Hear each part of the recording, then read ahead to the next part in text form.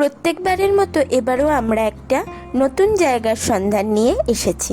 আর আপনাদের সাথে আমরা আছি অভি কোয়েল, আর আপনারা দেখছেন ট্রাভেল উইথ অভি কোয়েল। চলুন তাহলে ভিডিও শুরু করা যাক।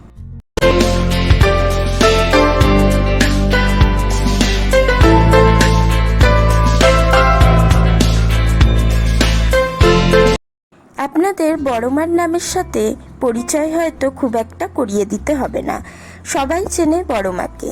বড়মার কাছে যাওয়ার জন্য আমরা নৈহাটি স্টেশনে নেমে 1 নম্বর প্ল্যাটফর্ম দিয়ে বেরিয়ে এসেছিলাম।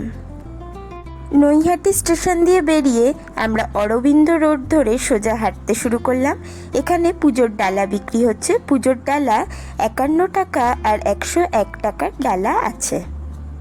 আমরা এত দূর থেকে ডালা নিইনি, আমরা মন্দিরের কাছ থেকে ডালা নিয়েছিলাম, কারণ যেখানে থেকে ডালা নিয়েছিলাম সেখানেই আমরা জুতো রেখেছিলাম। জুতো মন্দির থেকে 100 মিটার দূরে রাখতে হয়। আর বড়মার মন্দির খোলে সকাল 7টার সময় প্রতিদিন, আর বন্ধ হয় রাত 8টার সময়। যদি লোকের লাইন থাকে তাহলে মন্দির মাঝে আর বন্ধ হয় না। রোজই লোকের ভিড় থাকে, যার জন্য মন্দির আর বন্ধ হয় না, একেবারে রাত 8টার সময় বন্ধ হয়। মন্দিরে ভিড় বেশি হয় মঙ্গল, শনি আর রবিবার। রবিবার আমরা গিয়েছিলাম, সেদিন ভিড় ছিল ঠিকই, আমরা অনেক সকাল সকাল গিয়েছিলাম। আমরা লাইন দিয়েছিলাম 7:30টার সময়, আর লাইন থেকে আমরা মন্দিরে প্রবেশ করতে পেরেছিলাম ঠিক 8:30টার সময়। 1 ঘন্টা লাইনে দাঁড়িয়েছিলাম। যেতে যেতে আমরা এখানে দেখলাম বড়মার তিলক আঁকা হচ্ছে। আমরা সেখানে একটু তিলক এঁকে নিলাম। উনি টাকা নিচ্ছিলেন না, ওনাকে আমরা 10 টাকা দিয়েছিলাম। আমরা মন্দিরের কাছে চলে এসেছি। আপনারাও যদি একটু সকাল সকাল যান তাহলে ভিড়টা কম পাবেন আর বেশিক্ষণ লাইনে দাঁড়াতে হবে না। অনেকেই এখানে লাইন দেখে ভয় পেয়ে চলে আসে বা ফিরে আসে। আপনারা ফিরে আসবেন না, একটু দাঁড়াবেন, লাইন খুব তাড়াতাড়ি এগিয়ে যাচ্ছে। আমরা মাত্র 1 ঘন্টা দাঁড়িয়েছিলাম, 1 ঘন্টারও কম সময়। তারপরে আমরা মন্দিরে প্রবেশ করতে পেরেছিলাম। ধর্ম হোক যার যার, বড়মা সবার। আর বড়মা সত্যি হয়তো যাকে মন থেকে ডাকে তাকে ফেরায় না। আমরা যেদিন গেছিলাম সেদিন খুব একটা রোদ ছিল না। আমরা যতক্ষণ লাইনে দাঁড়িয়েছিলাম গরম আর রোদ যেন অদ্ভুতভাবেই কম ছিল। আমাদের লাইনে দাঁড়াতে একটুও কষ্ট হয়নি। বিশ্বাসে মিলায় বস্তু, তর্কে বহুদূর। তাই আমরা সেদিন যেন একটা অদ্ভুত ফিল করছিলাম। আমাদের দুজনেরই রোদে গরমে খুব কষ্ট হয়। সেদিন যেন একটা পজিটিভ এনার্জি পেয়ে গিয়েছিলাম লাইনে দাঁড়ানোর, কোনো রকম কষ্টই হচ্ছিল না। এখানে সোম, বুধ, শুক্র ভোগ দেয়া হয়। ভোগ এখনও অবধি ফ্রিতেই দেয়া হয়, পরবর্তীকালে টাকার ব্যবস্থা হবে কি না জানি না। সকাল 10টা থেকে 11টা অবধি ভোগের কুপন দেয়া হয়। ভোগের কুপন 10টা থেকে 11টার মধ্যে সংগ্রহ করতে হবে। তারপর 1:30টা থেকে 3টে অবধি ভোগ খাওয়ানো হয়। অন্যদিন মন্দির সারাদিন বন্ধ না হলেও সোম, বুধ, শুক্র মাকে ভোগ দেয়া হয় বলে মন্দির 1:30টা থেকে বন্ধ হয়ে যায়।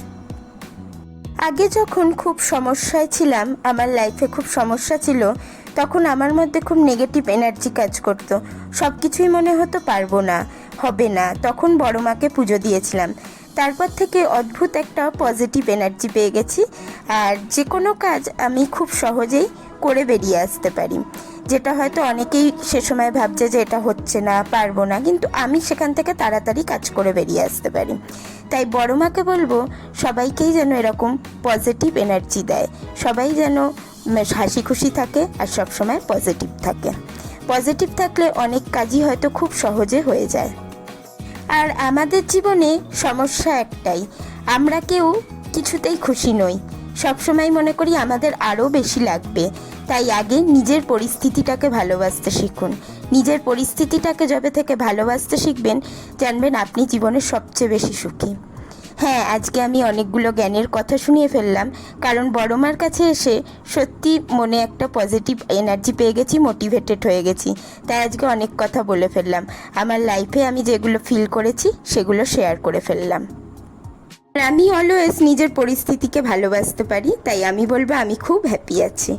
আর এখানে একজন প্রতিবন্ধী ছেলে ছবি আঁকছিল, খুব সুন্দর ছবি আঁকছিল, অনেকে ওকে টাকা দিচ্ছিল। আপনারাও গেলে একে একটু সাহায্য করবেন, কারণ সে প্রতিবন্ধী, কাজ করতে পারে না, কিন্তু ছবি খুব ভালো আঁকে, তার মধ্যে একটা শিল্প আছে। তারপর আমরা মন্দিরের কাছাকাছি চলে এসেছি। মন্দিরে 1 ঘন্টাও আমাদের লাইনে দাঁড়াতে হয়নি, 7:30টায় লাইন দিয়েছি, 1:20-25-এর মধ্যে মন্দিরের কাছাকাছি চলে এসেছি। এদিকে একটা লম্বা লাইন ছিল মন্দিরের সামনে, তাও আমাদের খুব একটা সময় লাগেনি। মন্দিরে ঢোকার এই ব্যবস্থাটা আমার খুব ভালো লাগলো। সেই সাপের মতো বেশ ঘুরে ঘুরে ঢোকা যাচ্ছে, যার জন্য এখানে ভিড়টা কিন্তু অনেকটাই কম হচ্ছে। তারপর আমরা মন্দিরের ভিতর প্রবেশ করলাম। আর মন্দিরের ভিতরে ফটো তোলা যায় শুধু বড় মার দূর থেকে, আর ভিডিও করা যায় না। ভিডিও বা সেলফি, দয়া করে বড় মার সাথে সেলফি তুলবেন না। বড় মা কারোর সাথে সেলফি তুলবে এমন কিন্তু বলেনি, তাই এইটা করবেন না, এটা পুলিশও ওখানে বারণ করছে। পুজো দেওয়ার সময় নাম গোত্র অবশ্যই ব্রাহ্মণকে বলতে হবে। আমাদের পুজো দেওয়া ডান। তারপর আমরা পুজো দিয়ে একটু ফেরিঘাটের দিকে গেলাম। বড় মার নামে এখন ফেরিঘাট হয়েছে, আগে নৈহাটি ফেরিঘাটই নাম ছিল। গঙ্গার ধারে গিয়েছিলাম গঙ্গার এই শান্ত পরিবেশটা দেখার জন্য, আর ওখানে দাঁড়িয়ে একটু ফটোও তুললাম আমরা। গঙ্গার ধার থেকে ফেরার পথে আমরা একটু খাওয়া দাওয়া করে নিলাম। মন্দিরের এখানে কচুরি বিক্রি হচ্ছিল, কচুরি 5 টাকা করে এক একটা। বাড়ি ফেরার পথে বড়মার মন্দিরের সামনে একটু দাঁড়ালাম। বড়মার মন্দির থেকে যেন ফিরতে আর ইচ্ছাই করছে না। ও হ্যাঁ, আপনাদের সাথে আর একটা কথা শেয়ার করি। এখানে যদি আপনারা কেউ গাড়ি পুজো দিতে চান, তাহলে ওদের নম্বরে আগে থেকে বুক করতে হবে। ওদের ফেসবুক পেজে নাম্বার দেয়া আছে, আর ওদের ফেসবুক পেজও আপনারা ফলো করবেন, তাহলে সব কিছু আপনারা ওখানেই পেয়ে যাবেন। কিন্তু বাড়ি তো ফিরতেই হবে। যাই হোক, আজকের ভিডিও এখানেই শেষ করছি। পরবর্তী ভিডিওয় আবার আপনাদের সাথে দেখা হবে। টাটা। আর আপনারা দেখছিলেন ট্রাভেল উইথ অভি কোয়েল, আর আপনাদের সাথে আমরা ছিলাম অভি কোয়েল। আর আরও ভালো ভালো জায়গার সন্ধান পেতে আমাদের চ্যানেলটাকে সাবস্ক্রাইব করুন ও পাশে থাকা বেল আইকনটি ক্লিক করে দিন।